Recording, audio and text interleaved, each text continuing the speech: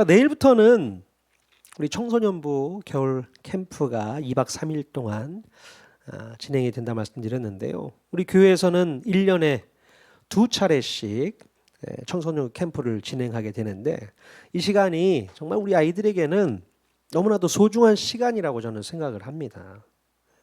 하나님의 말씀을 듣고 또 뜨겁게 찬양하고 뜨겁게 기도하고 또 서로 교제하면서 하나님을 경험하는 이 시간이 정말로 우리 아이들에게는 필요하다라는 생각을 해보게 됩니다.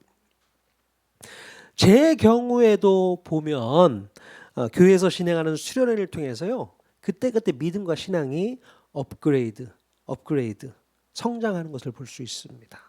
저도 초등학교 때부터 수련회를 교회에서 참석을 해왔었어요. 그래서 한 번도 저는 빠진 적이 없습니다. 여름, 겨울에 있는 수련회 무조건 쫓아갔어요. 심지어 고3 때도 보충 수업이 있는 날에도 선생님께 말씀드리고 저는 가야겠습니다. 그렇게 해서 참여를 했습니다. 그래서 그랬는지 하나님께서 저에게 이런 목회의길을 갈 수 있는 은혜를 주셨나 모르겠습니다. 다 여러분 목회일 가라고 하는 거 아닙니다. 괜한 얘기를 했네 제가. 자, 무엇보다도 가장 중요한 것은 하나님을 만날 수 있다라는 거, 하나님을 경험할 수 있다라는 사실. 이렇게 어려서부터 신앙생활을 할 수 있다는 것은요, 정말로 큰 복이 아닐 수 없습니다. 무엇보다도 큰 복이라고 저는 생각을 해요. 왜냐하면 인생을 살아가는 삶의 기준을 처음부터 하나님 말씀에 맞춰놓고 달려갈 수 있으니 이 세상의 혼란과 어지러운 이 가치관 속에서 방황하지 않아도 되고요. 또 오롯이 믿음의 길을 갈 수 있으니 이것처럼 좋은 출발이 없을 거다. 저는 이렇게 생각을 합니다. 그런 여러분, 어려서부터 신앙생활을 하는 우리 아이들을 부러워할 수 있기를 바랍니다. 우리 애들을 부러워하셔야 돼요. 이 아이들이 믿음 안에서 잘 성장하게 되면 여러분들이 가지고 있는 믿음과 신앙의 모습을 훨씬 더 능가할 수 있지 않을까 생각을 해보게 됩니다. 어려서부터 신앙을 가진 사람과 나이가 들어서 신앙생활을 시작하신 분들과는 분명한 차이가 있어요. 자, 혹시라도 나이가 들어서 신앙생활을 하신 분들은 늦게 신앙생활을 하신 것이 억울하게 느껴진다면 하나님께 따질 수 있기를 바랍니다. 왜 저를 빨리 불러주시지 이제서야 예수 믿게 하셨냐고 하나님께 한번 항의해 보셔도 좋겠습니다. 아무튼 저는 그렇습니다. 믿음의 부모 밑에서 자라고 있는 우리 아이들이 참 복이 많다라고 생각이 되어져요. 믿음의 부모 밑에서 있기 때문에 우리 아이들도 그 믿음과 신앙을 가지고 살아가는 거 아니겠습니까? 이 사실을 제발 우리 아이들이 깨달아줬으면 좋겠다. 니들이 복받은 자식들이다. 그 사실을 좀 알았으면 좋겠습니다. 자, 그런데요, 믿음의 부모 밑에는 믿음의 자녀들이 자라나는 법이다 말씀드렸는데요, 부모의 믿음이 우리 자녀들에게 반드시 흘러간다는 사실을 꼭 기억할 수 있기를 바랍니다. 그냥 아이들이 스스로 믿음이 성장하지 않습니다. 부모의 믿음이 흘러오게 됩니다. 그 믿음을 보고 우리 아이들이 성장해 나간다 생각을 하셔야 돼요. 내일 저희가 이제 캠프 출발하게 되는데요, 우리 아이들 중에는 저희 교회 아이가 아닌 친구가 한 명이 따라갑니다. 서율이 친구가 한 명 동참을 하게 되는데요, 그저께 그 친구랑 통화를 또 우연히 또 하게 됐는데 신앙생활을 하고 있는 친구인 것 같아요. 자, 그런데 이 친구가 이제 수련회 참여 기회를 얻게 되어서 같이 참여하겠다고 얘기를 했던 것 같습니다. 근데 그 아이의 부모님도 신앙생활을 하고 있는 것 같습니다. 그러니 우리 아이가 캠프를 간다는데 그냥 아무 캠프나 보낼 수 있는 부모가 어디 있겠습니까? 그것도 2박 3일 외박을 하고 와야 되는데. 그래서 아마도 알아보신 것 같아요. 어떤 캠프에 가는지, 그 캠프가 괜찮은 캠프인지, 또 통하는 교회에서 간다니 통하는 교회는 괜찮은 교회인지 뒷조사하지 않았을까요? 당연히 해야죠. 그래서 딱 조사를 해보고 나니까 괜찮다, 확인이 되니 아이를 보낸 것이 아닐까 생각이 되어집니다. 그런 믿음의 부모가 있기 때문에 우리 아이들이 성장하는 거 아니겠습니까? 어떻게 해서든 보내고 싶은 거죠. 말씀을 듣는 자리, 신앙을 배울 수 있는 자리, 믿음의 자리로 우리 아이들을 밀어넣는 겁니다. 그게 되게 중요한 사실이거든요. 자, 자식을 키우는 우리 부모님들은요, 우리 자녀들을 어떻게 키우는 것이 맞는 것인지 늘 고민해야 됩니다. 어떻게 키워야 될까? 자식을 양육하는 것이 제일 힘들어요. 제일 힘듭니다. 저희 집에도 애들이 사고 많이 쳐요. 조용한 것 같아도 사고 많이 칩니다. 자, 우리 아이들을 위해서 어떤 교육을 해야 할지를 분명한 기준을 가지고 우리는 선택을 해야 됩니다. 어떻게 교육을 시켜야 될까? 어떤 양육을 해야 될까? 분명한 기준이 있어야 되는 겁니다. 자, 그냥 세상 사람들이 하듯이 그냥 따라가다가 보면 그 수준밖에 될 수 없어요. 그 수준에 머물 수밖에 없습니다. 우리 그리스도인들은 뭔가 결이 다른 그런 기준을 가지고 우리 자녀들 양육해야 되는 겁니다. 세상 사람들과 똑같은 모습으로 양육하지 마십시오. 결이 달라야 돼요. 차별이 있어야 됩니다. 그러기 위해서 우리 부모들이요, 세상 사람들과 결이 다른 삶을 먼저 살아야 되는 거죠. 그렇지 않습니까? 우리가 먼저 세상과 다른 결을 가지고 살아야만 우리 자식에게 그것을 물려줄 수 있는 거 아니겠어요? 근데 우리가 세상 사람들과 똑같이 살아가면서 너희들은 달라야 돼, 이렇게 말을 하는 것은 말도 안 되는 거죠. 자, 그렇다면 우리들은 어떻게 결이 다른 삶을 살아갈 수 있을까요? 제가 분명히 말씀드릴 수 있는 것은 지난주에 함께 나누었던 것처럼 여호와를 경외하는 삶, 여호와를 두려워하는 삶, 우리가 그런 삶을 살아낼 수 있어야 되는 것입니다. 여호와를 경외하고 여호와를 두려워할 수 있는 삶. 바로 여호와를 경외하는 태도가 세상 사람들과 가장 큰 차이점이 아닐까 싶습니다. 하나님을 두려워하면서 살아가는 것과 하나님을 두려워하지 않고 살아가는 것은 엄청난 차이인 거죠. 삶의 태도, 인생을 대하는 태도가 다를 수밖에 없습니다. 이거 하나 붙잡고 살아가야 되지 않겠나. 이게 삶의 기준이 되어야 되는 것입니다. 여호와를 경외하는 삶을 살아내자. 자, 여호와를 경외하는 마음과 태도가 몸에 익숙하게 배면 그때부터는 걱정할 일이 없습니다. 왜냐하면 세상과 타협하지 않기 때문에 잘못된 길로 빠지지를 않아요. 또 하나님의 말씀만이 삶의 기준이 되기 때문에 좌로나 우로나 치우치지 않게 되고 결국 하나님께서 복을 주셔서 그 집안이 흥왕하게 되는 놀라운 혜택도 얻을 수 있게 되는 것입니다. 지난주에 우리가 살펴보았듯이 하나님을 두려워했던 히브리 산파 있었죠. 이 히브리 산파는 바로의 명령 앞에서도 별로 고민하지 않고 하나님의 법과 원칙을 따랐습니다. 그게 더 중요하기 때문에. 물론 자신의 목숨이 걸린 문제이기도 했지만 자신의 목숨을 지키는 것보다도 하나님의 눈치를 보는 것이 더 중요했다는 것이죠. 그래서 더 우선시하게 됩니다. 우리는 어떤 상황에서도 하나님을 경외하고 하나님의 눈치를 보면서 말하고 행동하고 실천해야 될 줄로 믿습니다. 이것이 바로 우리가 승리하는 비결인 줄로 믿습니다. 올 한 해를 승리하기를 원하신다면 여호와를 경외하는 삶을 사십시오. 우리 옆 사람에게 이렇게 권면했으면 좋겠습니다. 하나님을 경외하는 것이 승리의 비결입니다. 하나님을 경외하는 게 승리의 비결인 줄로 믿습니다. 꼭 하나님을 경외하십시오. 자, 애굽의 이 바로, 애굽의 왕은요, 히브리 노예의 이 강성함을 억제하고자 두 번째 행정명령을 내렸었죠. 하지만 히브리 산파들의 이 비협조적인 태도로 인해서 바로의 계획은 실패하게 됩니다. 자, 그런데 이번에는 모든 백성을 상대로 행정명령을 내리게 됩니다. 자, 출애굽기 1장 22절 말씀 같이 한번 읽어보겠습니다. 시작. 그러므로 바로가 그의 모든 백성에게 명령하여 이르되 아들이 태어나거든 너희는 그를 나일강에 던지고 딸이거든 살려두라 하였더라. 네. 히브리 백성들 가운데 아들이 태어나면 어떻게 하라고요? 나일강에 던져버리래요. 딸이 태어나면 그냥 내비둬라. 이런 명령을 내렸습니다. 여러분, 아무리 노예라고 하더라도 어떻게 이런 말도 안 되는 명령을 바로가 내릴 수 있을까요? 예?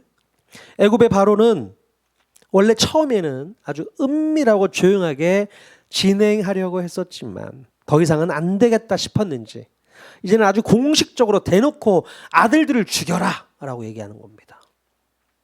물론 애굽의 왕이 백성들의 목숨을 이런 식으로 빼앗는다는 것이 자신의 체면을 구기는 비겁한 행동인 것을 본인도 잘 알고 있었을 겁니다.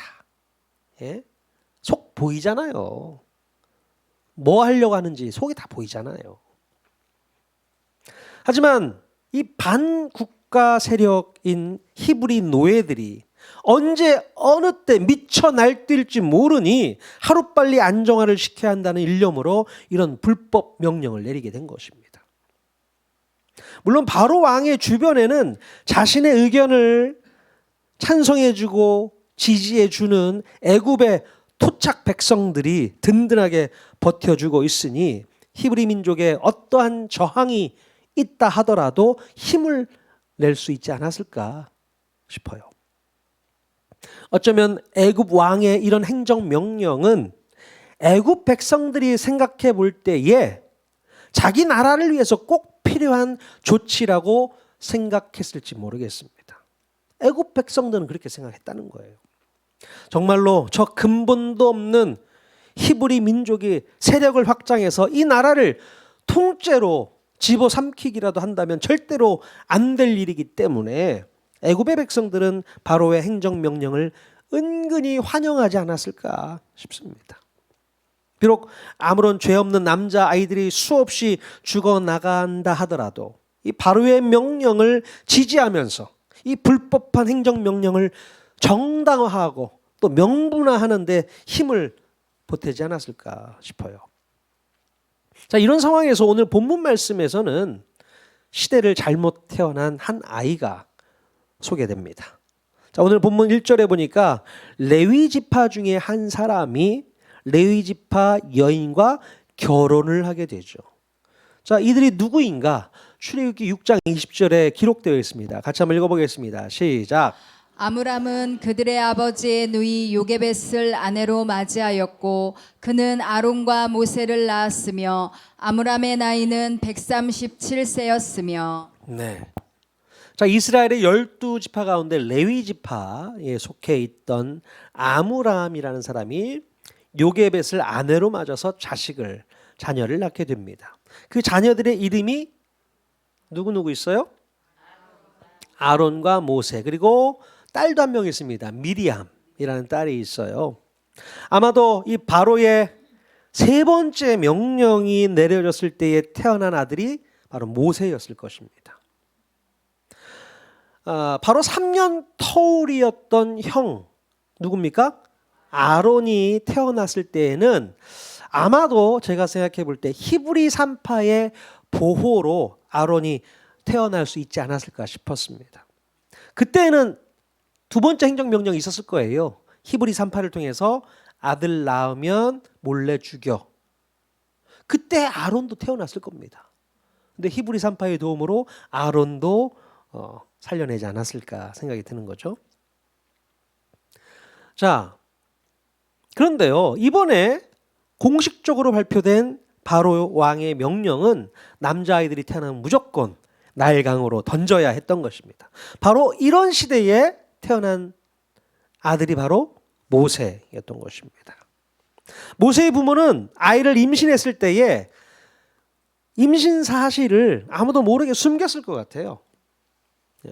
만약에 이웃 주민이나 또 주변에서 임신 사실을 알게 되었다면 나중에 아들이 태어났을 때에 문제가 될 수 있기 때문에 철저히 숨기고 감추고 살지 않았을까 싶습니다. 그러니까 배가 불러와도 어떻게 해서든 감추었겠죠. 그래서 드러나지 않도록 했을 겁니다. 자, 드디어 이 두 부부는 아이를 출산하게 됩니다. 아들이 나올까? 딸이 나올까? 두근두근 해야 하면서 아무도 모르게 출산을 진행했을 겁니다. 요즘 같으면은 다 알잖아요.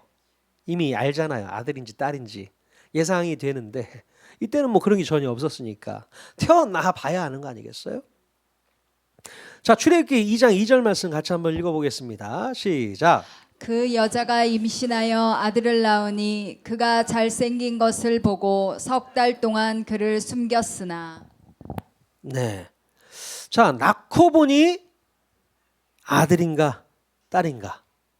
예, 낳고 보니 아들이었습니다. 아들이었어요. 아들을 낳으면 무조건 아들을 흐르는 나일 강물에 집어 던져야 했습니다. 그게 법이었어요, 그때 당시. 하지만 태어나서 보니까 아들이 어땠어요? 너무 잘생겼어요. 얼마나 잘생겼을까요? 자, 이거는요, 단순히 외형적인 외모가 잘생겼다 그런 표현은 아닙니다. 물론 뭐 어느 부모가 자식이 태어나면 이쁘지 않겠습니까? 다 이쁘죠. 다 이쁘죠. 눈에 넣어도 아프지 않을 정도로 잘생기고 이쁘고 준수하게 아이들이 보이지 않을까요? 하지만 잘생기고 이쁘다고 해서 아이를 살려두면 누가 죽어요? 결국엔 부모가 죽는 거죠. 가족이 진멸당할 수 있습니다. 그래서 어쩌면 그때 당시 나일 강에는요, 남자 아이들의 죽은 시체가 둥둥둥 떠다녔을 겁니다. 상상해 보십시오. 말이 됩니까? 그 많은 출산력이 강력한 히브리 백성들 사는 그곳에 나일강 주변에 그런 시체들이 떠다니고 있었을 거란 말이죠. 자, 그럼에도 불구하고 이 모세의 어머니 요게벳은 이 아들이 장차 하나님의 일을 훌륭하게 감당할 것을 믿음의 눈을 가지고서 바라보게 되고, 그래서 그 아들을 결코 죽일 수 없었던 겁니다. 예. 그래서 아름답다 표현하고 있는 거거든요. 결국 모세의 부모는 그 아들을 낳고서 나일강에 버리지 않고 죽음을 담보로 3달 동안을 집에서 몰래 키우게 됩니다. 100일 동안을 키운다고 생각해 보십시오. 100일 동안에도 엄청 힘들었을 거예요.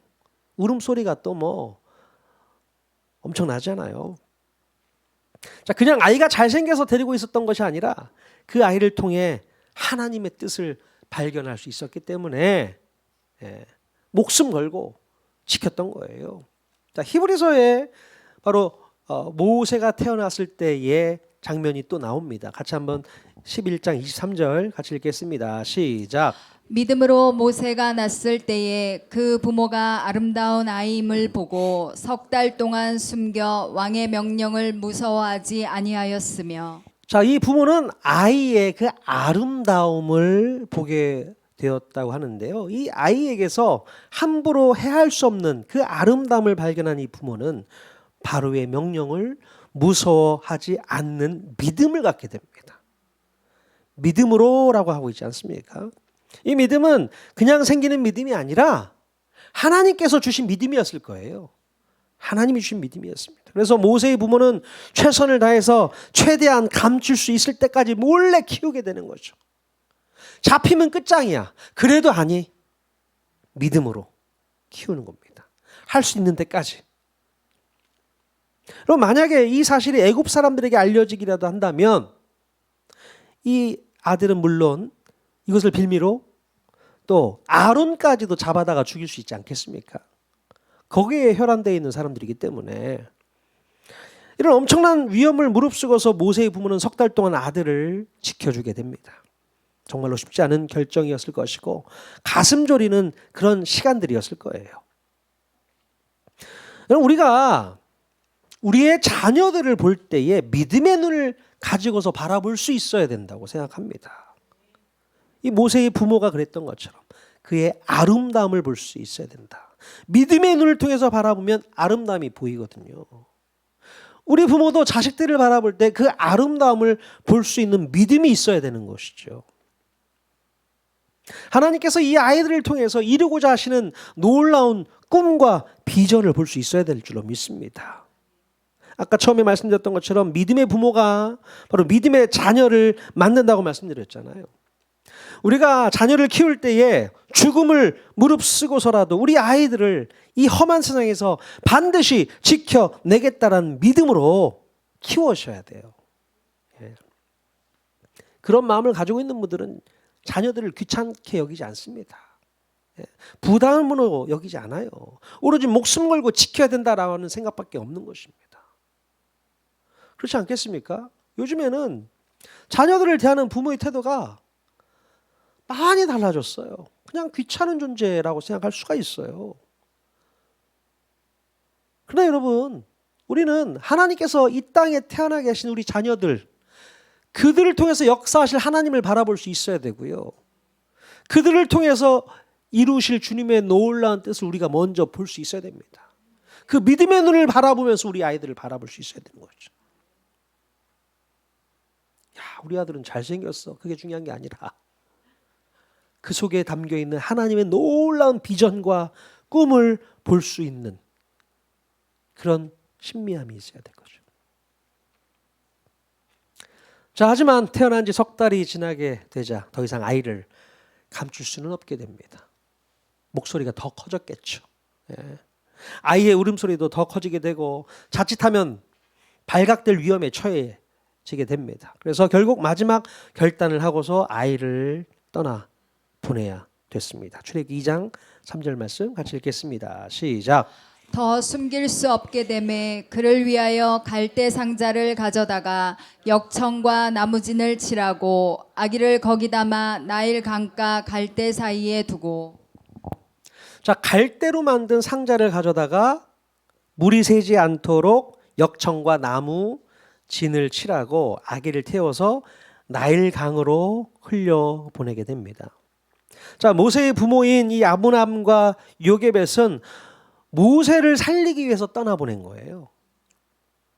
그냥 집에 놔두었다가는 당연히 죽을 목숨이었기 때문에 모세를 어떻게 해서든 살려보기 위해서 갈대 상자를 배처럼 만들어서 하나님의 손에 맡겼던 겁니다. 자, 여기서 갈대, 그 상자를 의미하는 테바라는 히브리어 단어 있지 않습니까? 상자. 이 테바라는 단어는 여기 말고 다른 곳에 한 번 더 사용되고 있어요. 어디에 사용될까요? 바로 노아의 방주가 테바였습니다. 방주. 그러니까 모세가 탄 갈대 상자는 노아의 방주 역할을 했던 것이죠. 여러분, 노아의 방주의 특징이 있었는데 혹시 기억하십니까? 어떤 특징이 있을까요? 방주는 추진 동력 장치가 없어요. 배인데 동력 장치가 없습니다. 스스로 나아갈 수가 없고요. 또 방향을 잡을 수 있는 방향 키가 없습니다. 배에 방향 키가 없는 게 말이 됩니까? 하지만 노아 방주는 그런 특징이 있었습니다. 오로지 하나님께 모든 것을 의지하고 맡기는 것이 최선인 그런 배가 노아의 방주였습니다. 근데 지금 모세가 탄 갈대 상자가 마찬가지의 특징을 갖고 있었던 것이죠. 물이 새지 않도록 역청과 진을 칠했을 뿐 뭐 추진 장치도 없었고 방향을 바꿀 수 있는 그런 방향 키도 없었습니다. 그럼 모세의 부모는 어떤 마음으로 갈대 상자를 강물에 띄웠을까요? 어떤 마음으로 갈대 상자를 강물에 띄웠을까? 자, 지금까지 죽을 목숨을 다해서 최선을 다해서 아기를 키웠다면 이제는 모든 것을 하나님께 맡기고 하나님의 최선을 믿는 마음으로 떠나보냈던 거예요. 네. 이제는 하나님께서 최선을 다하실 때라고 믿었던 겁니다. 지금까지는 내가 최선을 다했는데 이제는 하나님의 때다. 하나님께 맡겨야 된다. 더 이상 내 방법과 내 계획과 내 노력으로 키울 수 없음을 고백하고 이제는 내 손에서 떠나보내는 것이 맞다라고 생각을 했던 것이죠. 자, 인간적인 생각으로는 모세가 죽을 확률이 몇 프로 정도 될까요? 모세가 갈대상자를 타고 떠내려갔을 때 죽을 확률 99.9% 정도 되지 않았을까요? 하지만 하나님의 계획과 섭리는요, 죽을 확률 99.9%의 확률을 꺾고 모세를 구원하시게 됩니다. 네. 도대체 모세에게 어떤 일이 벌어지게 되었던 걸까요? 정말로 기막힌 타이밍에 바로의 공주가 목욕을 하러 하필 왔어요. 예, 나일강으로 찾아왔잖아요. 바로 그때 갈대 사이에 걸쳐 서 있는 이 상자를 발견하게 되고 가져다가 상자를 열어보니까 히브리인 아이가 상자 안에서 울고 있는 겁니다. 예, 얼마나 기가 막힐까요? 자, 그때 마침 이 바로의 공주는 자식이 없었다고 합니다. 하셉투스라는 이 공주인데요. 자식이 없었어요. 그래서 그 아이가 히브리 사람의 아이라는 것을 알고도 불쌍히 여기는 마음이 생긴 거예요. 야, 오죽했으면 이 아이를 이렇게 갈대 상자에 태워서 보냈을까. 예, 그래서 그 아이를 건져냅니다. 그래서 공주와 시녀들이 아이들을 둘러싸고 아이를 불쌍히 이렇게 보고 있는 그 와중에 누가 등장할까요? 예, 모세의 누나 어린 미리암이 갑자기 바로의 딸에게 담대히 나와서 히브리 유머를 좀 제가 소개해 드려도 될까요? 그렇게 당당하게 얘기를 하죠. 예. 자, 그러자 애굽의 공주가 허락을 하게 되고요. 자, 미리암은 누구를 데려왔을까요? 뭐 다른 아줌마 데려왔겠어요? 지 엄마 데려왔지? 당연히 모세의 친모인 요게벳을 데리고 와서 젖을 물리게 되었고 아이가 젖을 뗄 때까지 아이의 유모로서 정당한 보수를 받으면서까지 모세를 키울 수 있는 놀라운 일이 벌어지게 됩니다. 이렇게 기가 막힌 드라마가 또 어디 있겠습니까? 드라마는 이렇게 써야 돼. 정말 놀랍죠. 죽을 줄만 알았던 아들에게 직접 젖을 먹이면서 키울 수 있게 되었고 또 돈까지 벌 수 있으니 모세의 부모는 하나님의 이 섭리에 놀라지 않을 수 없었을 겁니다. 야, 어떻게 이런 일이 발생하냐. 이건 말도 안 된다. 기적이다. 예, 그러지 않았겠어요? 자, 여기서 우리는요, 하나님의 놀라운 섭리와 경륜을 배울 수 있어야 되겠습니다. 우리가 자녀를 양육할 때에 가장 큰 실수를 하는 게 뭐냐면요, 하나님을 온전히 믿는 마음으로 그 자식을 흘려보내지 못한다는 겁니다. 예. 아니, 내가 어떻게 지켜온 자식인데 함부로 강물에 흘려보낼 수 있겠어? 예. 절대로 그렇게는 못하겠다.